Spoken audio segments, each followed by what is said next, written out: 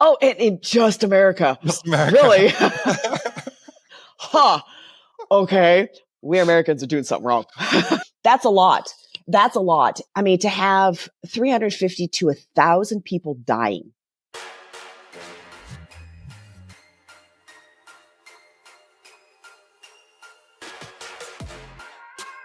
Syren De Mer.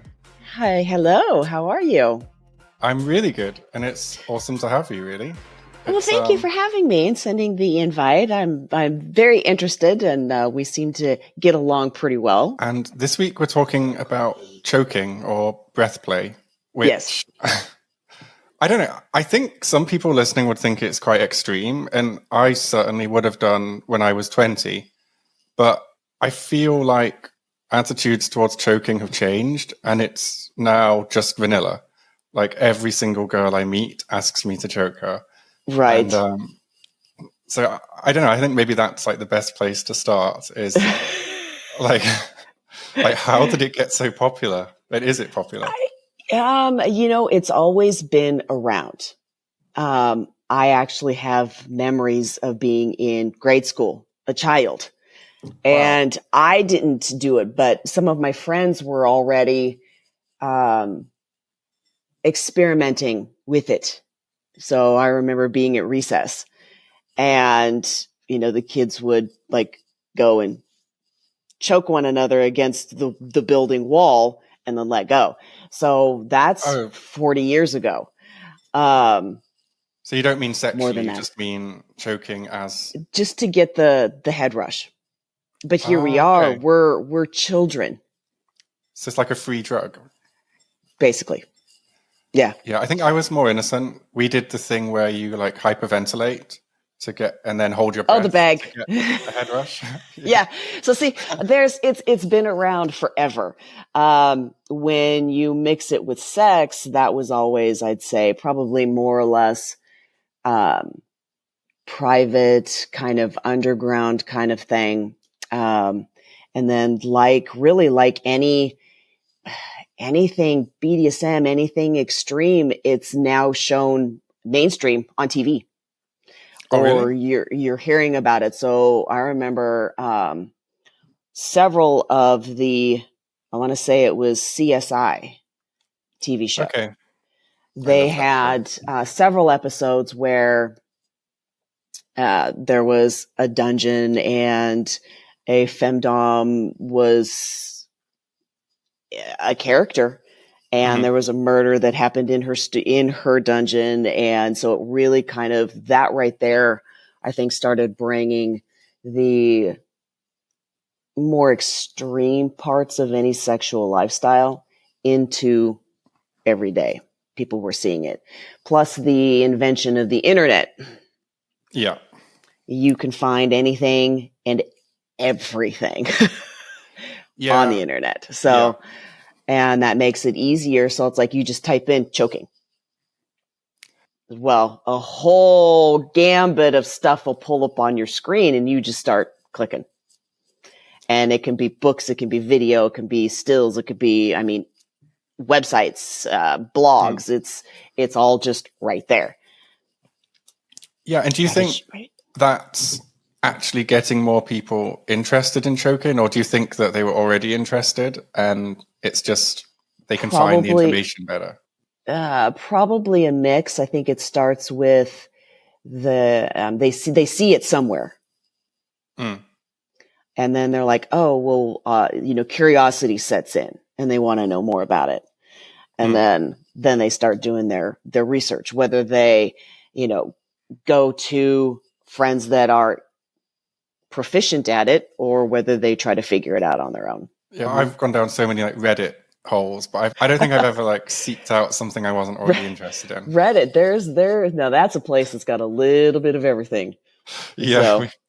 The other day we did a podcast about peeing, and we were reacting to some videos that my assistant found, and on Reddit. Wow, yeah. Wow. Yeah. Some of those guys are artists. The owners of Reddit have been very vocal about how, they are sex friendly, adult friendly, that they will never, knock on wood, will remove that type of content from their site. They enjoy that type of content. So yeah, it's interesting. I think that's the only platform where they allow like extreme content. I say extreme, just things that are not mainstream, really, isn't it? Right. Yeah, because that all is just dependent on the person. Yeah, I'm using their language, basically, our enemy's right? language. Yeah. That's like turn-ons. It's like fetishes. It's like, what I consider extreme would not be what someone else would consider extreme. It's all to interpretation, experience, interests. And even on that, it's like in general, I think we as humans are searching for more. We want more. You think? Of anything, everything. Yeah. Yeah. I think not everybody, but I think we all have like that one passion. Like for me, I find that a lot of people don't really like sex. I think because we work in porn, we probably like sex a lot more than most. Like some people don't like food. Like, I love food so much, and for some it's dysfunctional. See, and I'm not a foodie. I'm one of those. If you can just, intravenously feed me, I'd be happy. And then I'm not. But yeah, that is true. There are some people. Sex, so yeah. But would you say choking is extreme? I'm going to argue that yes, it probably is. I do put it on the extreme side. Yes. There's a lot to go behind it. I mean, for the receiver, there's fear, there's trepidation, there's trust, there's, that's just all of the emotional side. That's not going into like what you feel because of doing such an act. What do you feel because of doing choking? Well, I'm like, we were talking free drugs. But no, it is probably one of the things that you really need to trust your partner. Mm-hmm. And if you do not completely 100% trust your partner, you're not going to be able to do it. Or you're going to fight it, one or the other. Okay. But when you do have that relationship and you can just let go, it's almost like falling asleep, but different. So it's like you just kind of get this warm feeling and almost a comforting feeling. It's interesting. I don't get the fear side of it, but it also depends on which type of choking too. Okay. So like I'm talking about cutting off just the blood, leaving the airway. Okay. That's you kind of have like, if you think of a TV screen and how the vignette gets smaller and smaller and eventually the screen's black, right? Well, like when you get a head rush when you stand up too fast. Kinda, yeah. And then as soon as you get to that point and the screen goes black, then you're let go. And then you come to, and you kind of go, whoa, what, you get this, what just happened? Okay. But then you get the head rush and you get the hormones, the chemicals, the endorphins, everything running in your head. And then after a few seconds, you start clearing and then you go, wow, that was really cool. Do it again. Really? Yeah. You do want to do it again. There's just something about it. It can be addictive.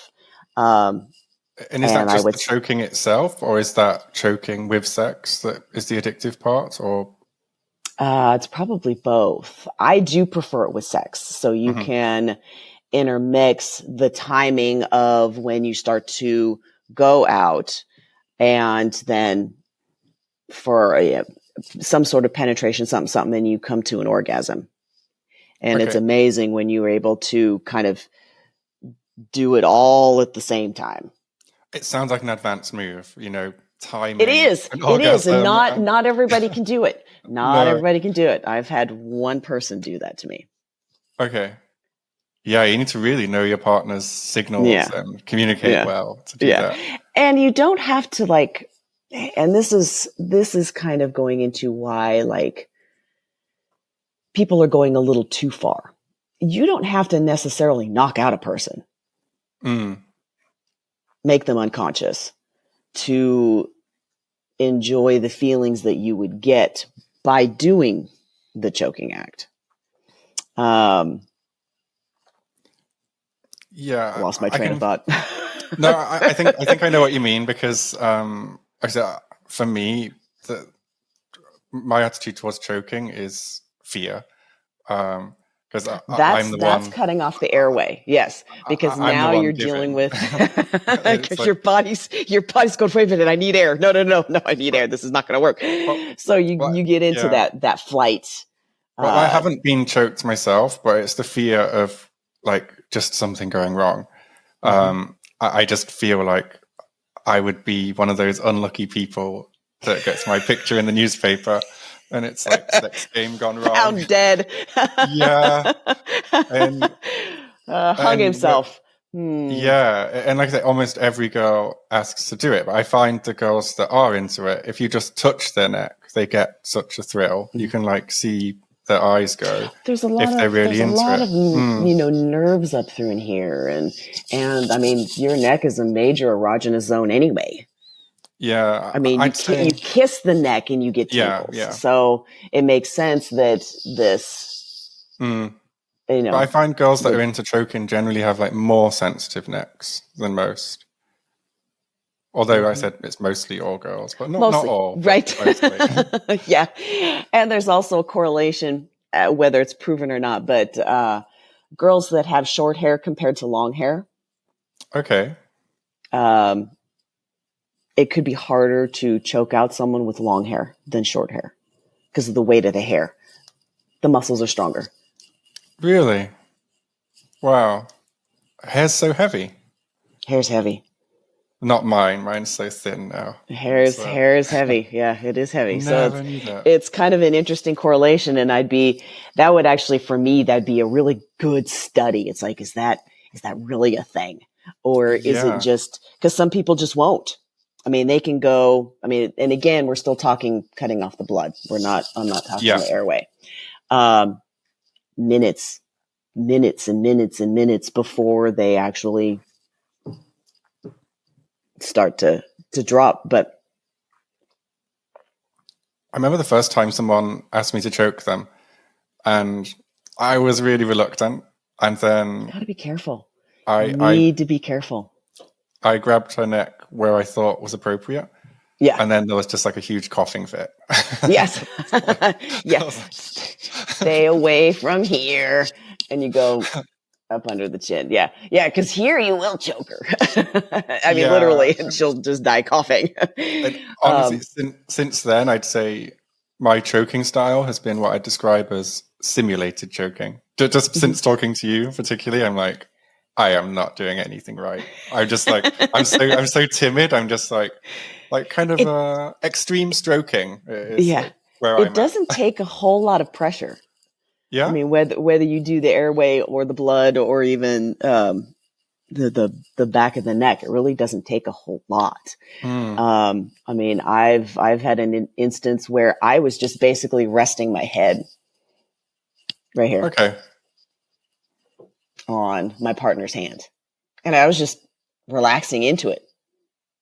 He was not holding me. I was literally just resting. But it was at the right part where, I started to go out.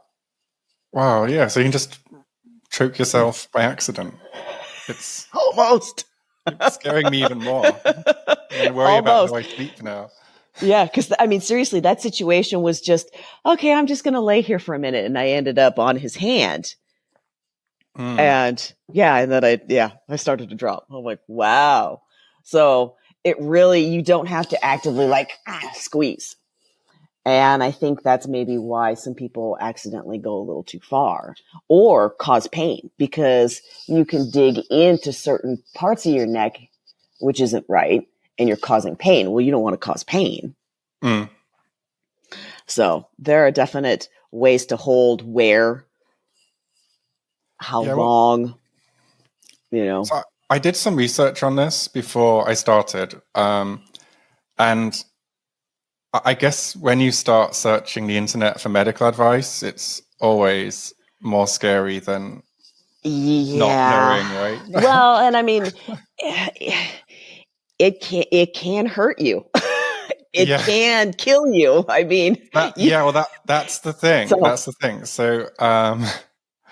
So guess how many people per year die from choking during sex? I couldn't even give a number. I would say it has, like, with the invent of the internet and all of this, I would say it's probably more than 10 years ago, 20 years ago.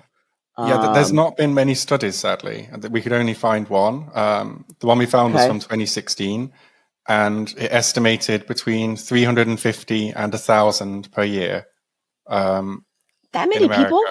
Yeah, Oh, in just America. just America. Really? Huh. Okay. We Americans are doing something wrong. Yeah. That's a lot. That's a lot. And it takes, I mean, to have 350 to 1,000 people dying. Yeah. And it makes me think that, I don't know if you know, but like they say, like if you want to kill your spouse, the best thing to do is to go on a cruise, because those ships are so big. If someone, falls overboard, just throw them overboard? Yeah. Just let the sharks eat them. What?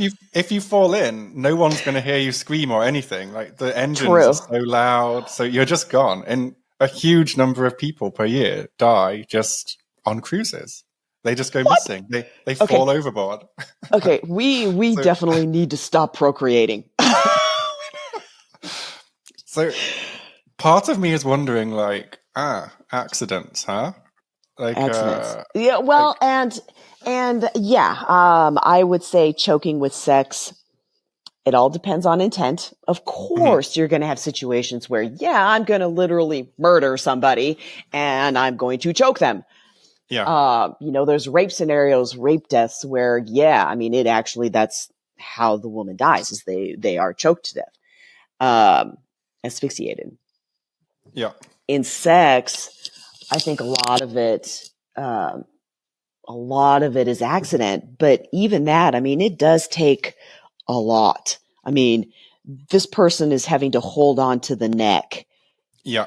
for an extreme long amount of time for that person to actually die. Yeah. And that kind of takes to the person, the giver. What's going on in their head? I mean, most of us, as soon as you become unconscious, we're like, oh, and we let go. Yeah. But to have like 1,000 people go, no, I'm going to hold on. No, I'm going to keep going. Yeah. Well, I got some stats, and 0 to 4 minutes of choking, there's like brain damage is unlikely. 4 to 6 minutes, brain damage is possible. 6 to 10 minutes, it's likely. 10 minutes plus is what it needs for probable brain death. Right. So that's a long time to be holding somebody down. So it's like, is that accident? Or is it on purpose? Is it you pushing farther and farther to get to that extreme and farther? Is it your partner going more? We don't know. There's another aspect to it, actually. So if you have certain health conditions, so for example, high blood pressure or high cholesterol, then your risk of dying is higher. And heart issues. So yes, true. And the other thing is that, so depending on what asphyxiation method you use, like going limp can tighten the ligature around the neck, which would cause death just by accident. So you can kind of like accidentally, it seems like you can accidentally, when you go limp, you can kind of choke yourself. Mm-hmm. Because you fall forward. So you think like you've stopped, but really you haven't. Move your hands. Yeah.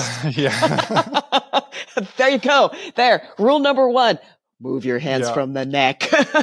Yeah. So I feel like you need to, like, if you do choke someone and they pass out, like, that's the time Just when let you need go. to, Don't push it need to any check their farther. breathing and Right. And yeah. and there are more extremes. So if you go into more of the true breath play where you are actually cutting off the airway, that is a quicker way to render someone unconscious and a quicker way to get to that death.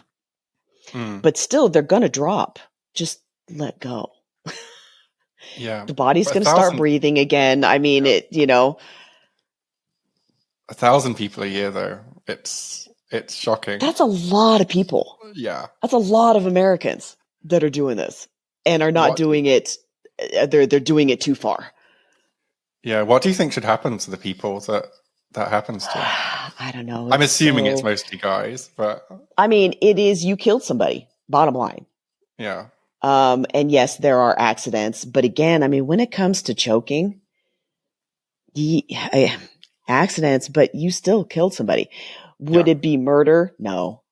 I mean, yeah, probably if it really was accidental, I mean, I don't think it's murder, but you still killed somebody, and it could have, at least in American laws, it would be manslaughter. And, forensics and all of that, they would probably, I mean, if you have bruising, do you have, there's forensic evidence that might show more intent / murder than accident or manslaughter. So, but I feel like in these situations, the first thing they do is, like, look at your phone and look at what porn you've been watching and then use that as evidence against you. Yeah, they do. They really do. They do. Yeah, they do. And I'm sure that's probably everywhere. That's not just the American judicial system, but yeah. Well, they stereotype. I mean, we as humans still, stereotype. We look at someone and we judge the book, or the cover. We don't even want to. We just, anyway. No, that's a tangent. Yeah. So do you have any tips for staying safe when doing choking? Know your partner. Trust your partner. Do hand signals, safe words. Double tap. Know the body language. Just research, and practice, but practice on the safe side, the cautious side. If you're going to try it, count to 20. Yeah, I was counting to like 2. I was like, and then just let go. Check in on your partner, because your hold might not be right. And the whole actual airway breath play, that's a little scary to me. And that's the receiver, you're going to get into a flight situation. And that in itself will knock you out faster, because now your blood's moving faster throughout your system, because you're starting to panic. And if you continue to hold, you will pass out quicker than if you're calm, right? So how extreme do you want to go? Do you want to go into that panic? But it's always, as soon as they drop, let go. Don't push it any farther. Don't try. Don't tempt fate. Don't. If you do, you might find yourself in a situation that you're not going to be able to come back from, one way or the other, whether you'll be dead or you'll be in jail. But it is. It just goes back to research, and yes, play by all means, but do it safely. And do you think that things like wrestling and jiu-jitsu and some combat sports are a good place to learn choking in a more professional way? Jiu-jitsu, that type of, those sports, they will teach you the ins and outs of the body, because you need to know these certain things for combat per se. So yeah, that is actually a good place to start to learn the basics of anatomy, what actions, what movements, what holds will actually incapacitate someone. What actions, what holds will kill somebody. Yeah, and I guess they also teach like the safety aspect, like, making sure your partner's okay afterwards. Yeah. So that is definitely a good avenue. Check if you happen to have chats or local clubs that partake. There's, members of said club that do this on a regular basis. Talk to them. That's probably, just the best way. Get their experiences, get their take, get their advice on what to do and what not to do. And I mean, information's key. It just comes down to that. Yeah. And it's called breath play because there's different ways of doing this. So I think we've discussed two of them. So that's the airway. The airway and carotid. blocking the blood. Another way I read was, it sounds horrific. It just sounds like something you should never, ever do. Is like putting a plastic bag on your head. There are people that do that. And I have seen that. And it is crazy. Oh my God. And that's just another, it's a quicker way. And it also gives you that panic. And really that is a kink of mine to get to that panic. Because that really brings out some crazy endorphins and so you like the plastic adrenaline bag thing? You like the plastic bag thing? No. That's where I am very interesting because I want, yes, I like the idea of the panic and I can get there. But again, it also comes to the trust of my partners. Yeah. The bag, that's almost too much. Everybody has their own fear of dying. So one person might be afraid of burning to death. One might be drowning. One might be, mine is actually asphyxiation. Mine is being bored to death. Bored to death. Yeah. That would be kind of anything maybe else. The good. Best way is to die during sex right when you're having an orgasm. Please, that's how I want to die. Yeah. But yeah, it's interesting. It's like the asphyxiation, that is like my primal fear. But it's my turn on. I have a fear of that. So it's like I have had a bag placed over my head, but there were safety precautions. There were actually, and it was for a scene. So there were cuts placed in the back. Oh, really? And it wasn't like, it was kind of taped around, but there was still air coming in. I have seen where they really do like suck the bag to their face, and good on them for knowing themselves that well. That they can handle such a situation. But such a situation, Jesus, you've really got to trust your partner. Yeah. And it's such a mix of like claustrophobia, being suffocated, blind, everything. Just all of it. Such a sensory, even your hearing would be off, muffled inside the bag. Yeah. Yeah. And there's masks. I mean, you can buy really nice leather masks, latex masks that kind of do the same thing, but not as dangerous as a plastic bag. Yeah. I just remember as a child putting my head inside a plastic bag and my grandma and mum. What the hell are you doing? Rips it off your head. Yeah. Yeah. Because if the bag's big enough, it can suck into your mouth. And then, you're stuck because you're trying to inhale. And what you're doing is you're inhaling more of the plastic. Yeah.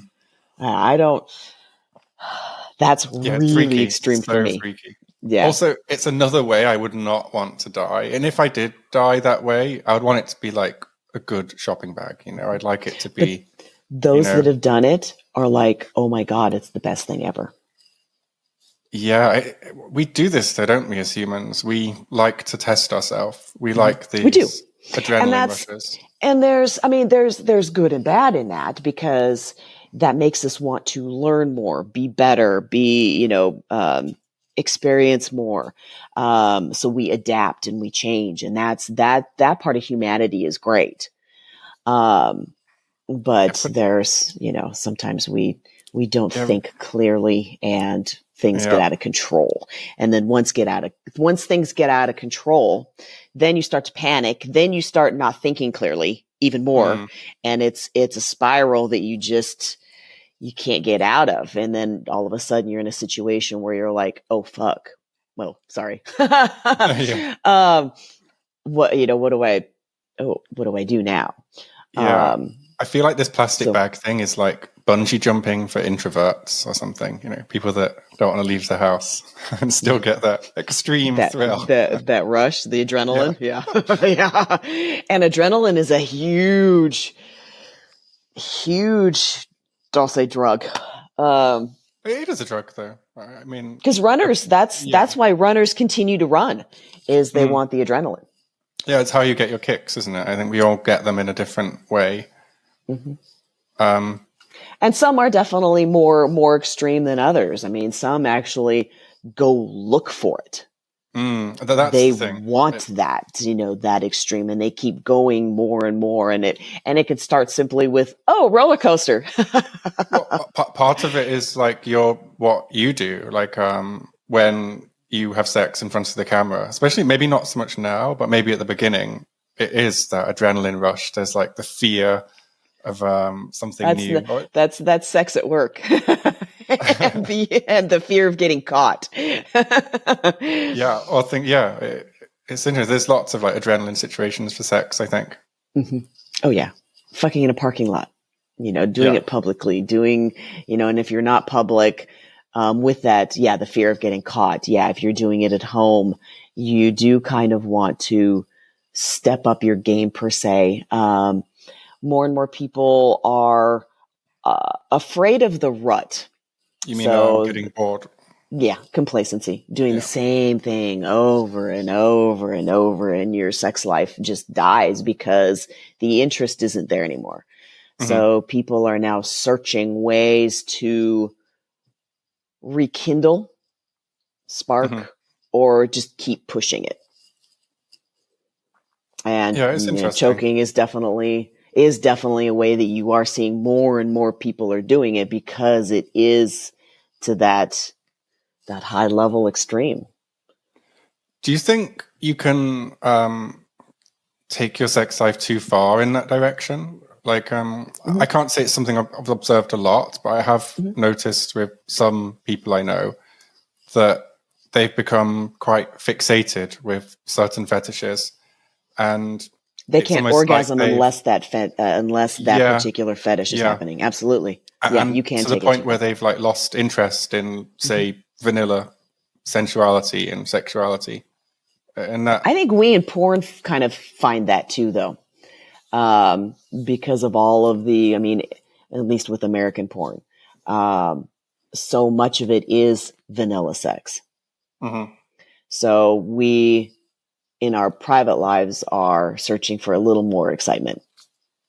The thing that it's changed with me is I just really love having sex in a bed now. I appreciate a bed so much. Because just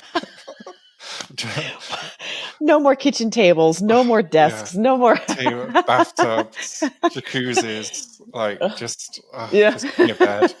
It's like, couches that are too low, and the poor guy can't even fuck because he's like constantly squatting and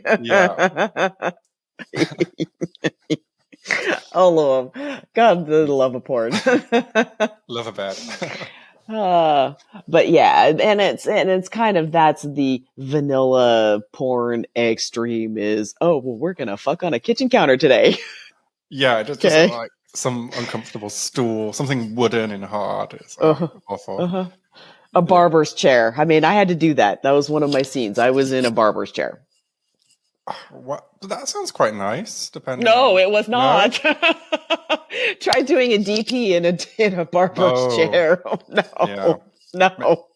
Maybe a dentist chair would be better. They have expensive chairs. The dentists. They do. Yeah, because those kind of lay out. and they lay you see how down. much they cost. So yeah. Some of those cost like $500,000 I couldn't even or imagine. something crazy. Yeah. Thousands and thousands. Yeah. Yeah. Okay, that's a tangent. Sorry. Okay, so other types of breath play. We've done the plastic bag now as well. You said Plastic bag. You can do weight on the chest. How does that work? It's You just put your weight down on the chest and just so chest compression. That's another way to it sounds cut off the airway. Yeah, I guess that's like something you can build up quite gently as well. Like yeah, because your ribs it takes a lot of weight to like crush your ribs. And that's actually a good way. You won't ever go on. Well, it's rare, and it would take a long time to go your breathing, unconscious, isn't it? Rather than stopping it completely. Yes, yeah. So you still get the head rush and all. Maybe not as extreme as if you go to the neck. But I mean, there's rope. I mean, you can just even a single wrap around and. That sounds. See, now we're into really good, doesn't it? No. Yeah. Or if you're, tied to a cross and you have a rope just across your neck, and then you have your partner behind you, and just pull the rope back. That sounds so dangerous. It's actually not, because you've got full control and you can let go of the rope and you can breathe. Okay. And it's not something that you're going to do again. Count to 20. Yeah, I just associate rope with hanging so much. I love. Are you kidding? Rope is amazing. No, it's just like a big warm hug. Anywhere, it's just a big warm hug. I think like shibari is really beautiful. Beautiful, incredible art, really. Yeah. But for some reason, with ropes on the neck, I've really associated it with. Well, yeah, because that's what it was. I mean, originally used for. Was hanging. I sound so timid in this conversation. I mean, how about silk ties? There we go. No, socks. No. You can do knee-high socks. Stockings. Socks. Yeah. Didn't someone die from doing that? Well, this is the thing I wanted to talk about next as well, is auto asphyxiation. So some people like to choke themselves while they masturbate. Yeah. Right. I think some people, it's actually pretty common. And a lot of people also die with that. I don't know. That's hard to do, because you kind of, what are you doing with one hand to have the other hand down here I guess you could tighten it, or you literally are hanging yourself. I think some of them do kind of hang themselves. I've never seen it done. Right. So, didn't a celebrity do that? Yes, several. Let's check. I'll have to do a bit of Googling, but so the singer from In Excess did it. Wow, auto asphyxiation has a meme. It does? Yeah. Wow. So the lead singer of In Excess. Yeah. That's how he died. Wow, I can't believe there's a Reddit auto asphyxiation. Oh, I'm sure there is a Reddit thread. Memes subreddit. Okay. Okay, who died of auto asphyxiation? So it was David Carradine, the guy from Kill Bill. Yeah, David Carradine. We knew that. That was very public. Yeah, and he was he was into some extreme sex play. Really? So we kind of that makes sense. Why he died. How do you know, or how do we? Rumors. That's all I'm. I wish we could go into that more. Another show. Yeah. Albert Decker, he was a politician in New York. Oh, Michael Hutchence, that's it. And who? Michael Hutchence was the singer of In Excess. Michael Hutchence, okay, yeah. A British journalist. This is some... also kind of makes you wonder, other people, celebrities, non-celebrity, that... and it's makes you wonder how many were listed as hanging or self-suicide or suicide or whatever. Yeah. How much of that was actually auto Yeah. asphyxiation. I always wondered that. I think, how does your family want you to be remembered? I think they often just say, yeah, Hanging naked. he had problems. He had problems. It is suicide, though, I isn't never it? saw it coming, and they committed suicide. You know It's how just many accidental suicide. It's right? Yeah, talk about celebrities. How many celebrities committed suicide? And you're kind of going, what? yeah. I'm looking here, and there's a Were they really? composer. Were they really? You kind of then your conspiracy is kind of going, did they really commit suicide? Well, I'm looking to see if this is like a modern thing, and it seems like the auto asphyxiation death has been around for a long time. There was a composer called František Kotsawa, and it says he was a composer in the 1700s. Most famous, 1700s? yeah, and the Battle of Prague, which was a favorite song of Mark Twain. So in 1791, he visited a working girl and paid her 2 shillings to cut off his testicles, which she declined to do. He then tied a noose around his neck and proceeded to engage with her until he died. And it's the first known case of auto asphyxiation. 1700s. Yeah. Well, so that shows you right there that choking, breath play, asphyxiation, that's been around for hundreds of years. Yeah, I'm sure we'd never invent a new fetish. Just someone. No. Well, I mean, you think about it. You go to the Greeks and the Italians and all their orgies, and I mean, that was how many centuries ago, right? Yeah. And they were doing everything. I mean, they were doing opiates. They were, the ones that we know of. I mean, we can go back thousands of years in ancient civilizations, and they probably were too. Yeah. And a thing I'm noticing the more I learn about fetishes is there seems to be 2 types. Like, one seems to be caused by some childhood issue. And then the other one seems to be maybe just a natural part of your body, and it's like just manipulating your body. And I think the choking one falls into it's just a natural sense that somehow we get a thrill out of. And it's so fucked up if you think about it. Right. But anything, I mean, even psychology, it's that whole nature versus nurture. Just, can you imagine any other animal like choking itself by accident and going, hey, that was good? Maybe dolphins if they could. Any species that has sex for pleasure, if they have thumbs, probably would. You think? Yeah, I'd be curious to find out if like any monkeys or gorillas choke each other for fun. I don't know. There's a lot of similarities between us and primates. Yeah, especially me. Do you go, ooh, ooh, ooh, ooh? That's my sex noise. You've been watching my videos. Okay, me too.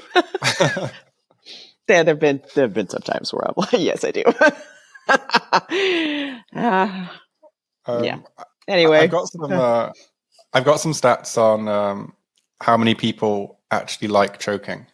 So you got to take that's going to be a variable because not everybody's going to be honest on that particular poll. Well, there was a study where they got people to try it. Okay. Guess what percentage of people enjoyed it? 85%. Yeah, close. 94%. 94%. Yeah. It seems like it's just part of sex, or can be. Right.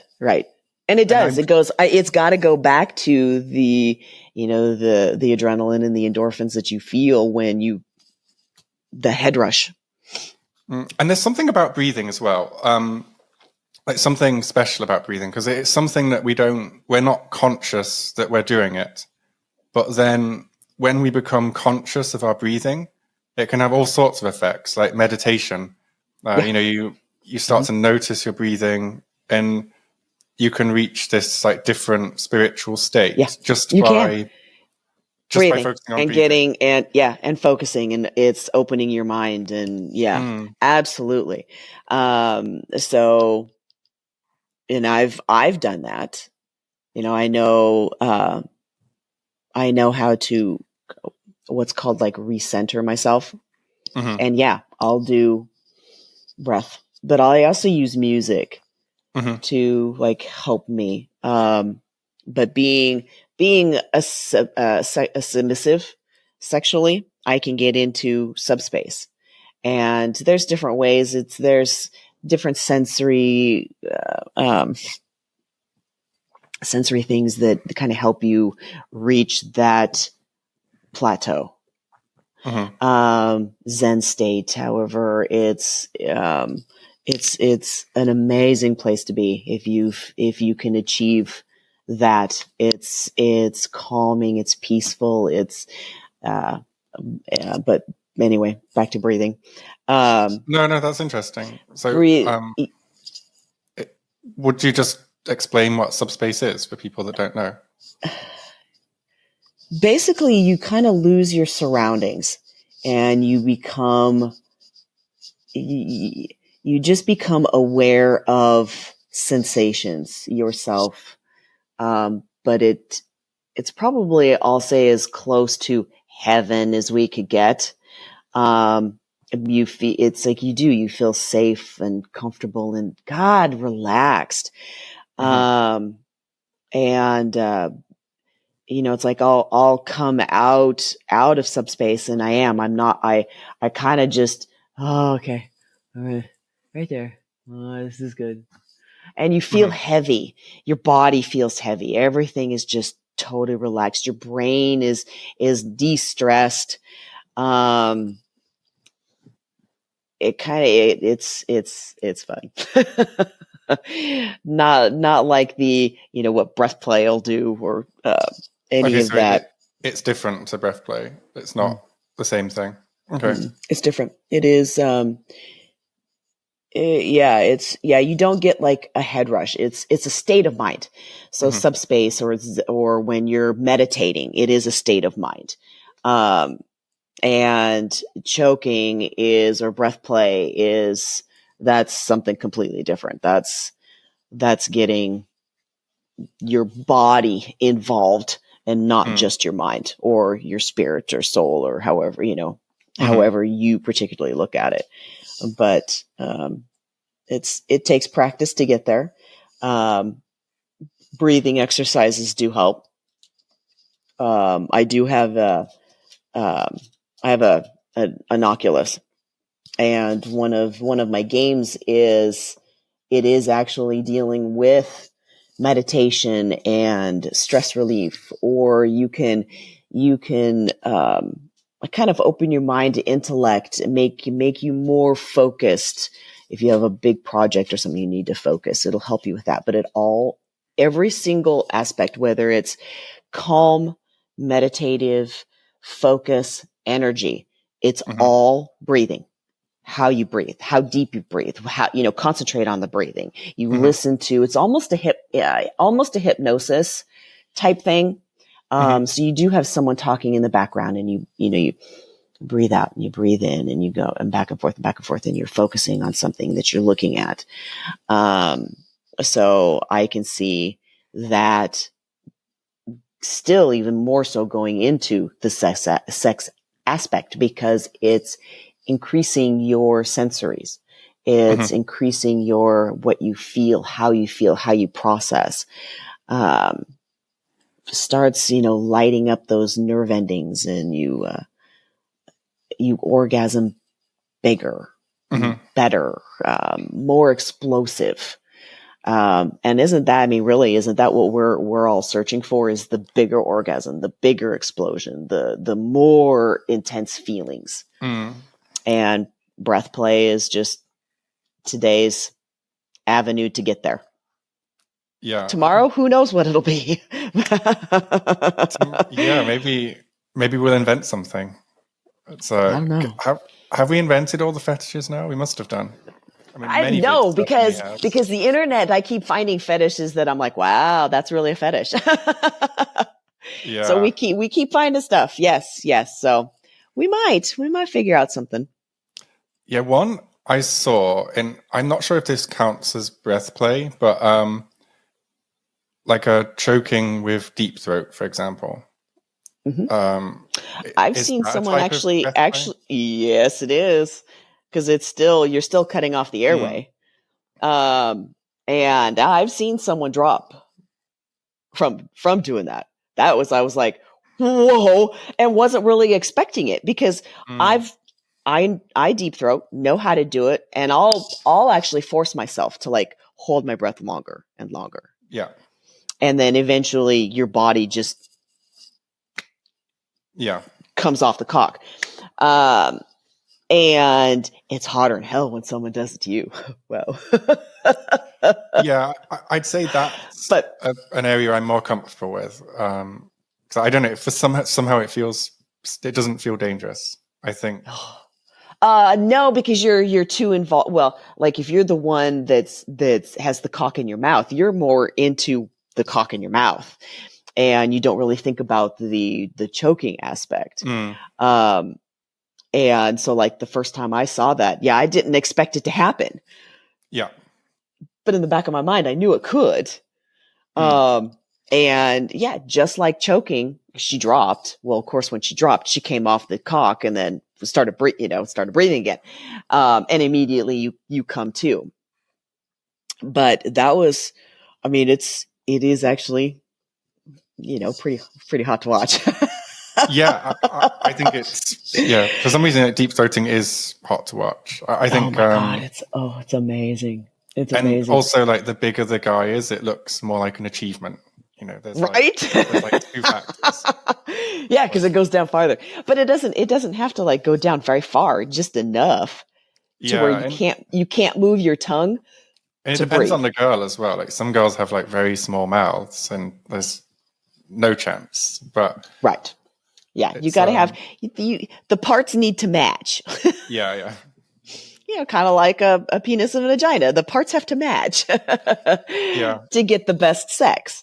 Well, same with a mouth and a cock.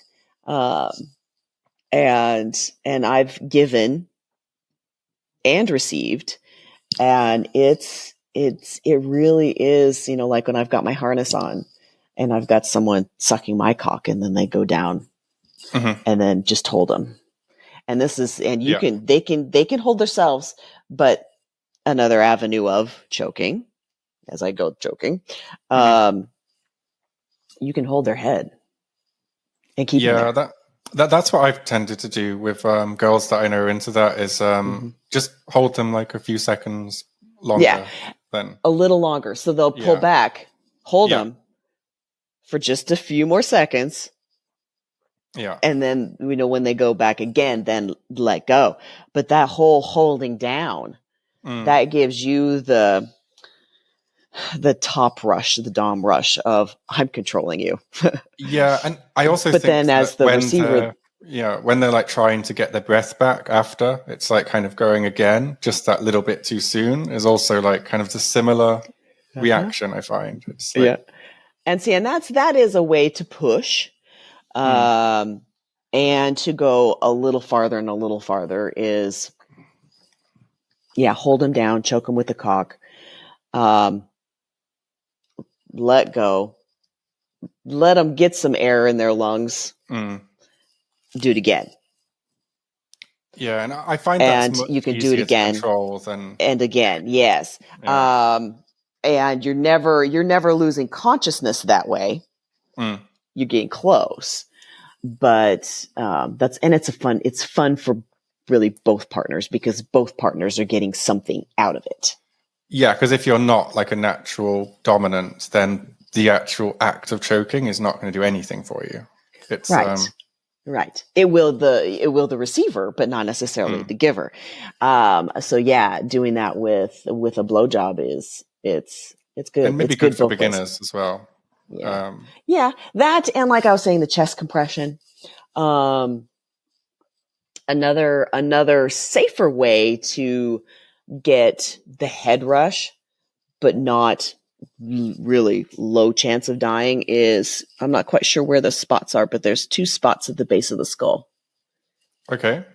And you push pressure there. It's like on either side of your spine. And because you've got spinal fluid through there, you've got, arteries through there as well. And that's another way to you attain the... really know your body.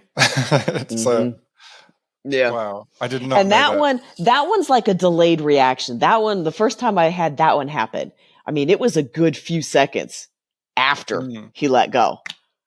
And then I got the whoa, and then you get the dizzy, the holy, what the fuck was that? Yeah. He looks at me with this big grin on his face. Yeah, it sounds like a secret area. And that's something you can do while kissing. And I love kissing. Kissing is just a huge turn on. It's a great way to get your body into what it needs to do. And then if you add that pressure there, and still kiss, and in your mind, it's like you focus in on the kiss and you kind of forget what's going on around here.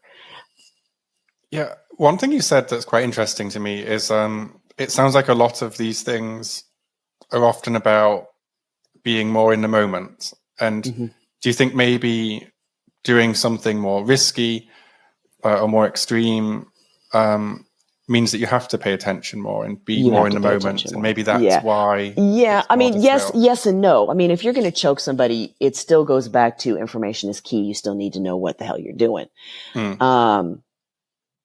But yeah, when you're in the moment, you are more focused, and you're probably more likely to let go once they become unconscious, or you are more focused on, okay, I'm only going to hold it for so long. I'm not going to continue to hold. But more than that, like, if you're doing something like choking, you kind of forget about, all your stresses at work or family problems. Well, sex does that. Sex is a great de-stressor. I think so. Like if I'm having sex, I mean, I love sex. I'm always in the moment when I'm doing it, but not. But overall, you're happier. My partners is, Yeah. Like I definitely have sex with some people that are not 100% in it at that moment. And I'm like, what are you doing? Yeah. Like, people, where are you? Humans, we do need sex. We really do. And I mean, there's an American phrase of, man, she needs to get laid, so you are just way too cranky. Go fuck somebody, just go. It's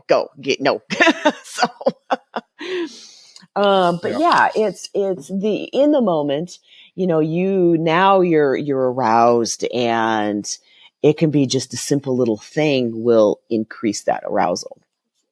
And choking is definitely, because now if you're the giver, you have being aroused, being the giver, you now have that control factor. And that's a big turn on, that control right there. And then the receiver is just receiving everything. So there's. And so how do you think, like, let's say someone listening is quite new to choking, how do you think they should talk about it with their partner? Do you think they should just say like, hey, I'd like to choke you? Or as a guy, I've never asked a girl if I can choke her, but I would find that would be like quite a creepy thing to say. I'm definitely one that's, I mean, I don't beat around the bush. I'm very straightforward, and I would just ask, hey, what do you think about, or would you be interested in? And so for when you're dealing with extremes, it's probably better to just bring it out, because if you try to go around about and come in the back way, and your partner's going to go, what the fuck are you talking about? But always talk about it first, because you don't want to even broach this whole thing if your partner's not even somewhat curious about it. Yeah, I find if I'm with a new partner, I find I get like two main reactions when I say, what do you Well, like? there pretty much are only two. Well, no, they say, I usually say, I usually go general, like, what do you like? Because I don't want to like say something that freaks them out or anything. I say, No, what are the you choking, interested in? yeah. You And want to they know always your say, partner for a while. This is they not. always This is say, not first date. yeah. Well, I don't know. I think, No, this is not first date information. No. I think it can be. For me, I find like, I like to, give my partner what she likes, right? Well, that's fine, but you don't want to go into extreme sex on your first date. Come on. True. No. True. But I always ask my partner Let's like, stay what she likes. vanilla sex. let's just get to know your partner's body the first few times. And then you start getting a feel of what your partner likes and what really starts to turn them on. Then the trust builds, and then you can start bringing in some more extreme kinks. But just be open and honest about it. I would say in the past, I probably lost some partners because I've maybe not given them what they need. Like some people that are into like stronger and you're going to sex, do that. it's like, not everybody is perfect for everybody. But I mean, that's the thing. It's like, that's why I like to ask people like what they like. But I always get two reactions. It's either they say, I like everything, which that's not an answer. Whenever they say that, I say, "Oh, great! Will you lick my ass?" And there you go. No. Well, you said everything. Yeah. So that's usually the direction I get. Or sometimes they'll be open, but generally they'll be like, "Oh, just like, very shy about opening up about what they want." So often I'll end up having sex with someone, and they'll be like, "Huh, was that it?" Like, okay, we need to step things up a bit. We always say the opposite of what we want. Yeah? Most of the time. I think so. Yeah. Especially with like kinks and fetishes, because just like you said, you don't know what the other person's going to think. Yeah, no one wants to go first, do they? That's the thing. Yeah. So that's where it's just like, I don't know, watch a porn together or something, and look through the internet, and then just kind of make a little, oh, hey, what'd you think about that? Would you be interested in? Would you like to try that? Would you? Oh, I think it's really hot. So yeah, it's like, I've got this friend, and he said that. No, don't go that in. So I mean, you could, but yeah, it's hard to get someone to open up. Like you say, it's about trust as well, like trusting. It is, yeah. And when you're and I mean, don't rush to go to any extremes. I mean, give your sex life time to build and enjoy, and then eventually throw in a little side note. Side note. A little extra experience, whatever it happens to be. You make it sound like, I don't know, a Starbucks loyalty card or something. You get like free popping. Well, yeah, because I mean, I enjoy it. So maybe it's, I don't know, a little more every day for me, but I do enjoy it. And I mean, there's times where I will do it to myself. I will hold my breath. Really? Just hold it, just to. Mm-hmm. It increases everything because you're holding your breath. So everything's like blood and oxygen is staying in place, oxygen's building, blood's building. And it makes me more sensitive. So my orgasms become better, bigger, stronger, and more explosive when I hold my breath. Yeah, I mean, that's like the most fascinating thing for me is this idea that it heightens things and makes things more intense.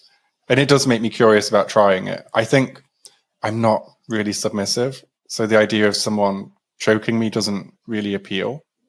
But maybe there's a way I could like just hold my breath during sex or something and see how what long, happens. How long can you do it? Yeah. And you can't, I mean, yeah, you can just hold your breath. I mean, after I wonder so if many we do it seconds, you're going to let instinctively go. But sometimes. Because like when you do get close to orgasm, you do lose control a little bit. So I wonder if we automatically hold our breath or something like that. Maybe it's part of it.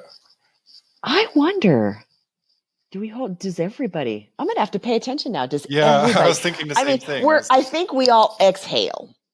Yeah. As we orgasm, because we tend to moan when you orgasm. But do we hold our breaths just beforehand? That's the bit I'm thinking about, because I find it very hard to do anything before that bit. It's like, shit, when you orgasm, your body's going, all over the place. At least mine does. Yeah. So, but once I orgasm, that's when I lose control. But before that, it's like, it's like a real strong tension. Yeah, and then the blowjob. Do the the deep throat with the cock. Yeah, that's the best form of choking for me. As a giver, yeah. Yeah. And it's going to be the easiest, other than like chest compression, because then you don't have to worry about knowing how, like, where to find, the pulse.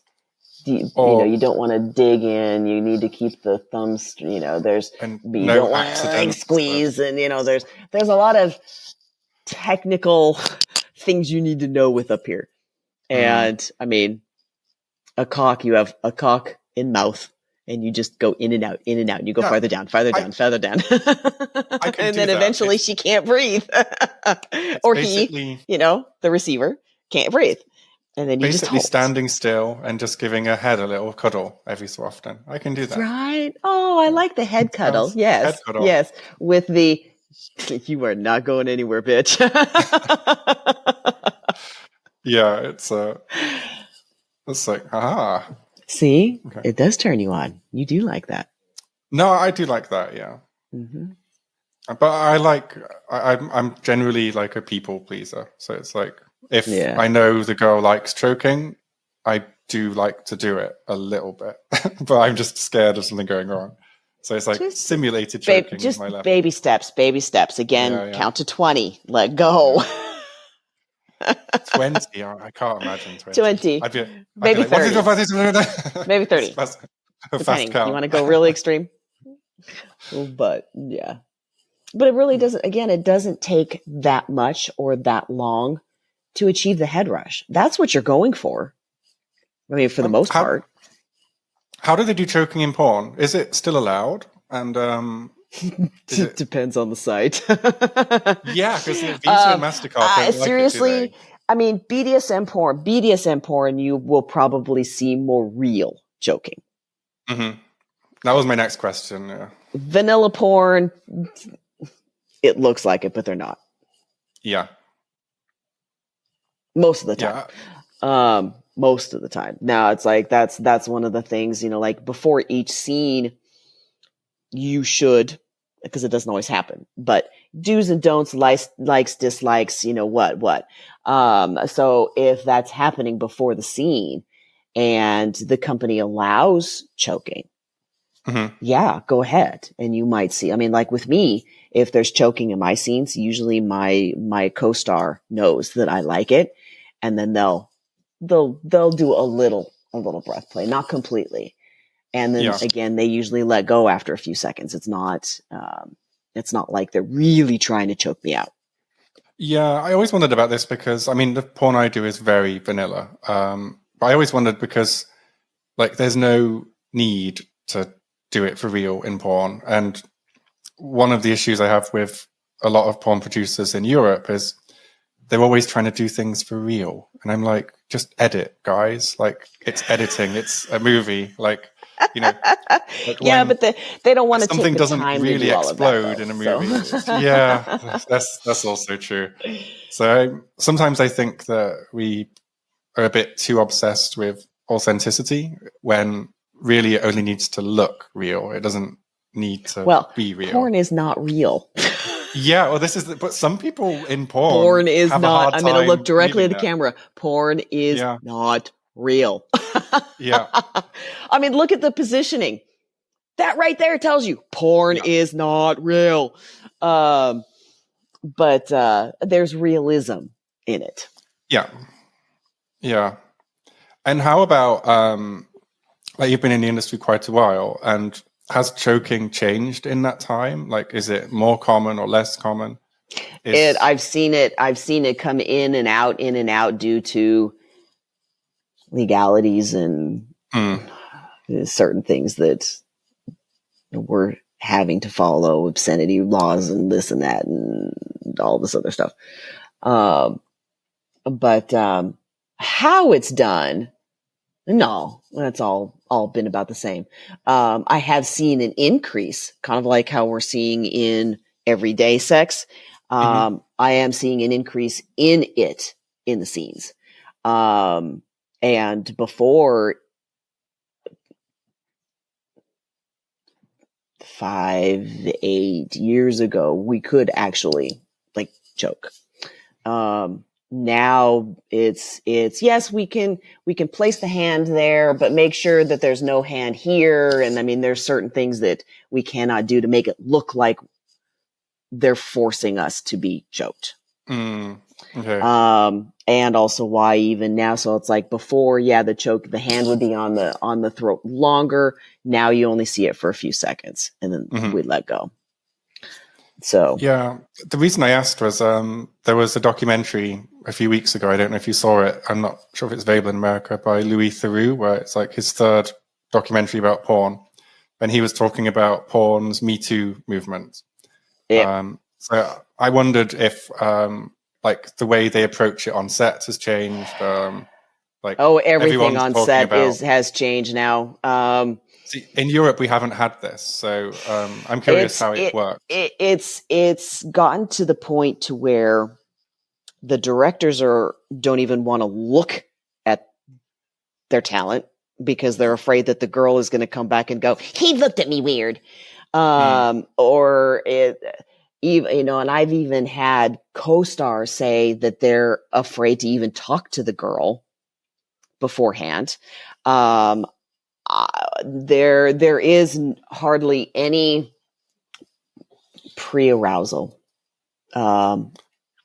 Mixing of the co-stars beforehand. Yeah, I mean, because you do need to make the scene more authentic. You need to have chemistry. You need to have the arousal. The only way to do that is to flirt and play and tease a little bit beforehand.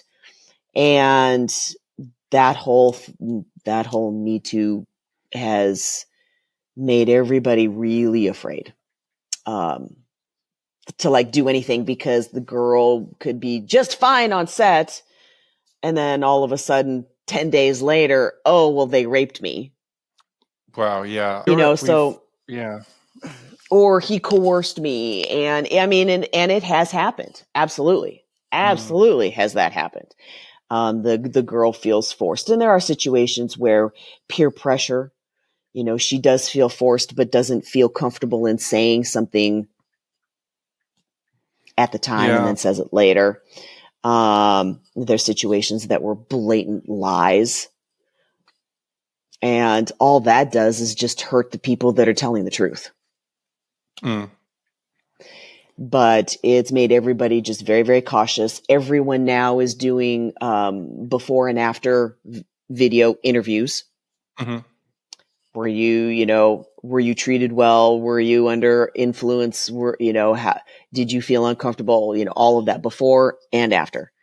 So there's a lot of, I'll say, red tape that's happening on set to protect everyone, both sides, every side. Yeah. When I went to America to film, I felt nervous about it, just based on what I'd read about the situation. It's just, and it's a tough subject because everybody's different. What I perceive to be uncomfortable or coercion, someone else might not, vice versa, So you got to talk to your scene. You got to talk to your partner.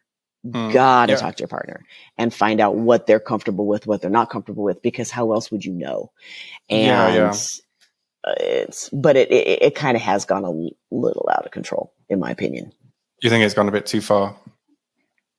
When you have co-stars that are really nervous about even talking to their co-star who they are going to have sex with, when it's gotten to that point, something's wrong. Something is wrong.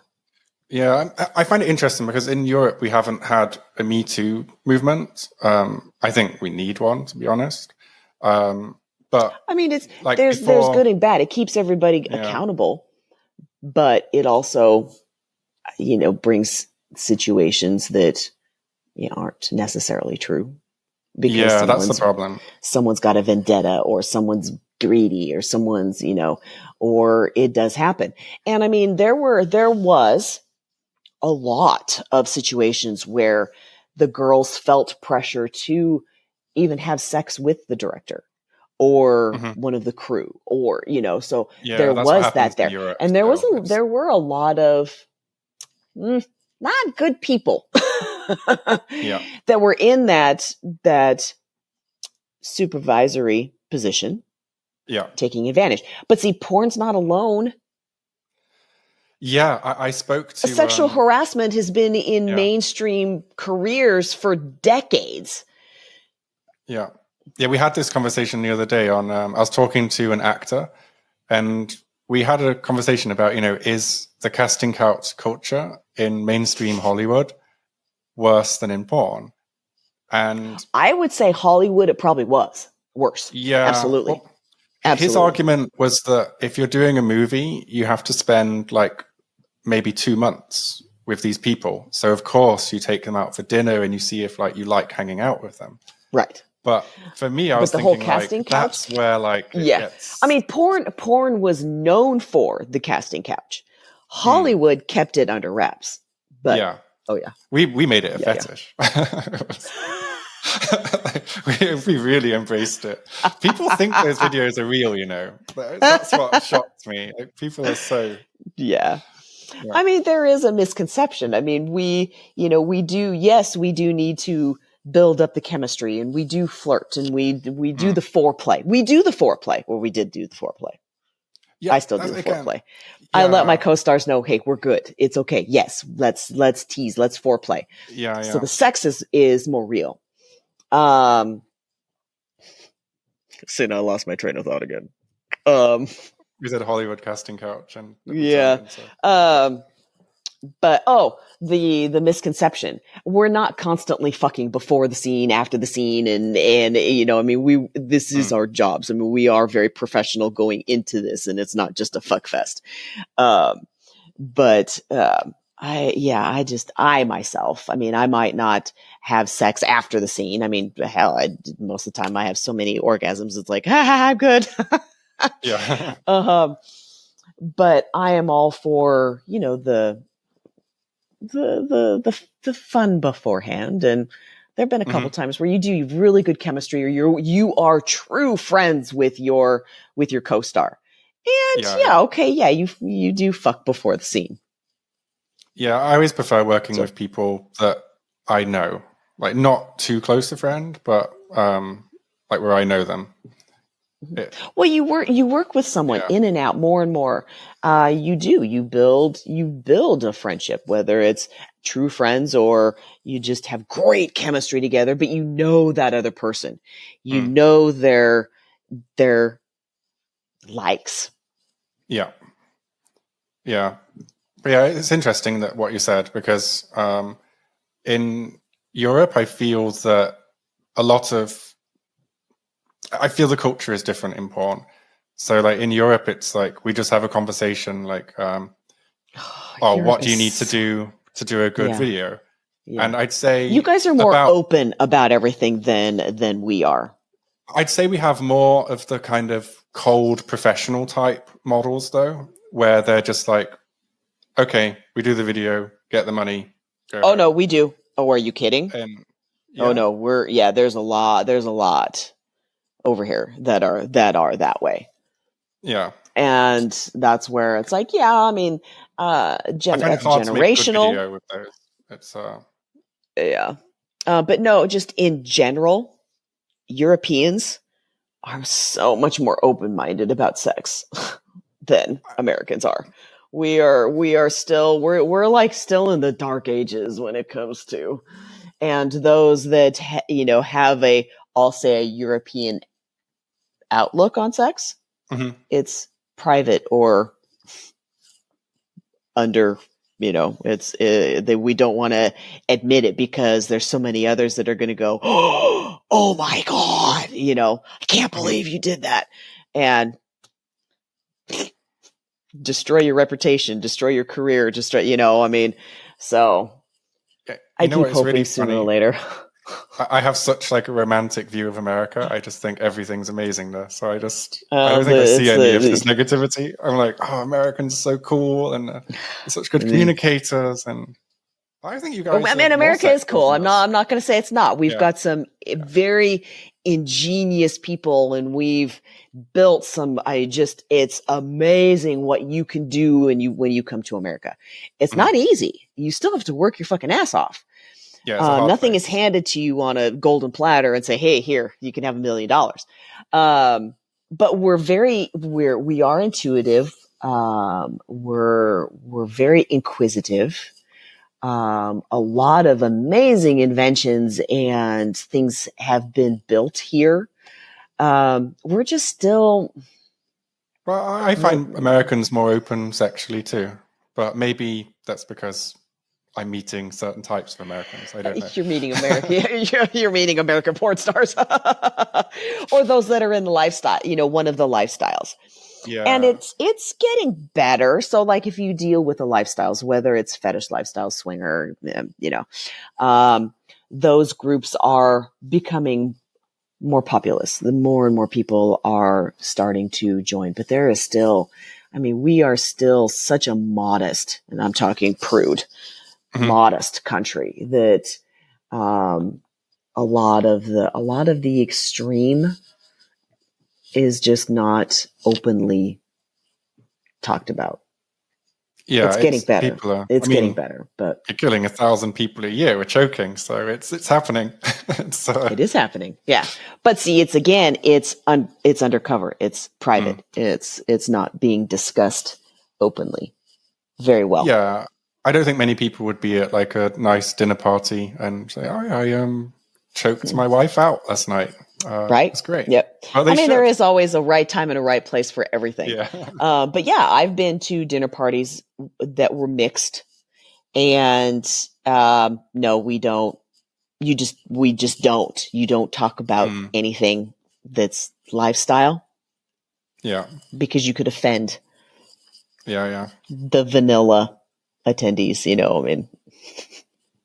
Yeah. I don't know. Is that etiquette or is that just fear of what they're going to think? I think it's fear. I'm in a weird situation with that because I'm working so hard at the moment. I'm either doing sex podcast or I'm filming porn, and I don't have a lot of other stuff in my life right now. And then I meet normal friends and I'm like, what do I talk about?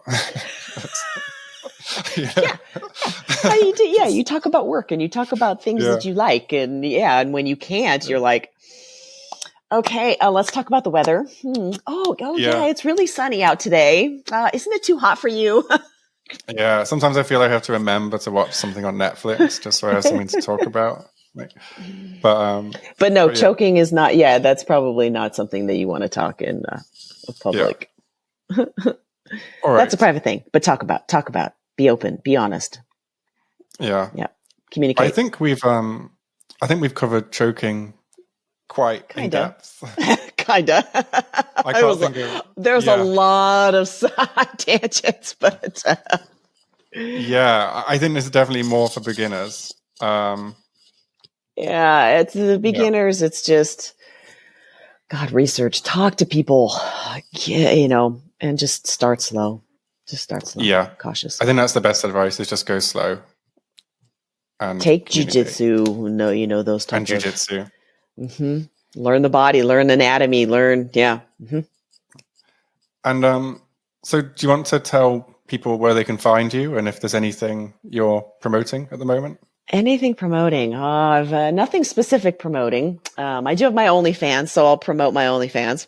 And that's it. Pretty much everything is all listed under my name. So Twitter is Syren De Mer XXX. Of course, that's my OnlyFans. I do have a Facebook page that's Syren De Mer. Kind of have a Snapchat, but don't have an Instagram anymore. And then my fan email is siren@sinfulsiren.com. Cool. So what happened to your Instagram?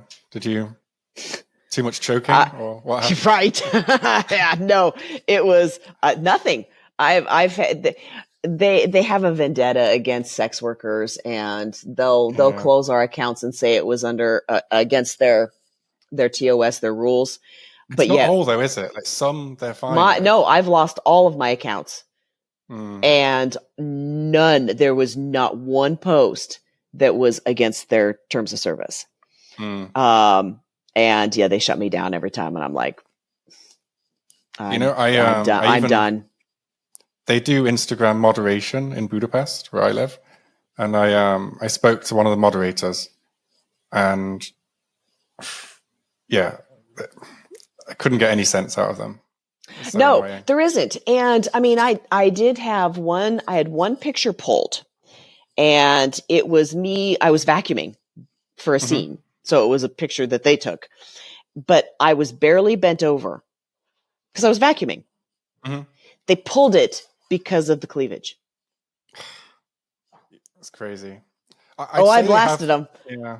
Big time blasted them. I'm like, I am a woman and I am not about to apologize to have cleavage. Fuck you.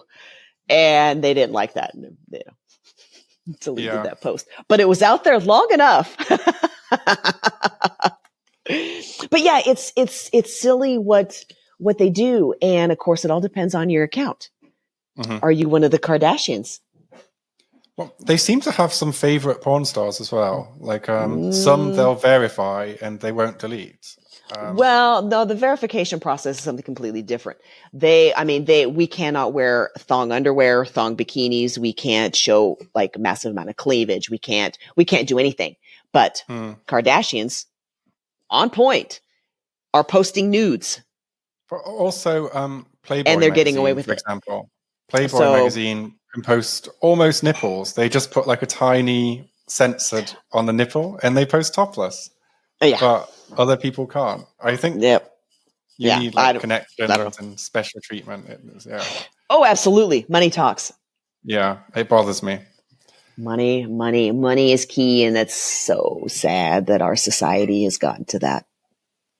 Yeah. But that's another show. Yeah. Censorship next time. But, the stupidity of censorship. Yeah.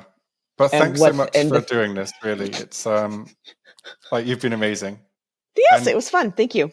Yeah. It's probably a little long as I look at the time. No, I think it's good. The more the better, really. Like like it's been really good. Loved having you on. Thank you for having me. Yeah, it was fun. Yeah, and I genuinely learned a lot about myself. So. I don't know if I really did anything, but yeah, I learned how timid I am. See, again, in choking, that's a good thing. Yeah, we don't want to go too far in something like this. Again, you can kill somebody. So if you see me in the newspaper next week, you know what's gone wrong. I'll watch next week. I'm telling them to come for you.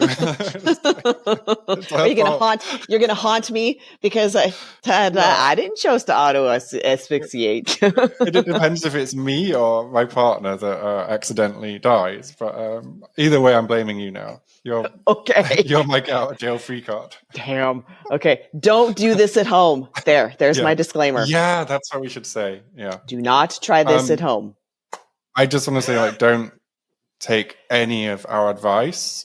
Just don't go too far. Advice, you don't need to go too far. You don't need to hold somebody in a chokehold for 10 minutes. That's stupid. So. Yeah. I think choking is a misleading name. I think it should be. I think breath play is better. Definitely. And that is a more modern term. Breath play. It's playing, not actually choking someone. Yeah. because we're not like killing you. Yes. It's just we're just cutting things off just a little bit. Yeah. All right. That was fun. Yeah. So thanks so much again. And yeah, everyone listening, if you have choking stories, just write to us. If you have questions, Absolutely. Tweet us, and I'm sure we'll both be happy to reply. Absolutely. All right. All right. Cool. Thanks. Thank you. No, that was awesome. You were really amazing.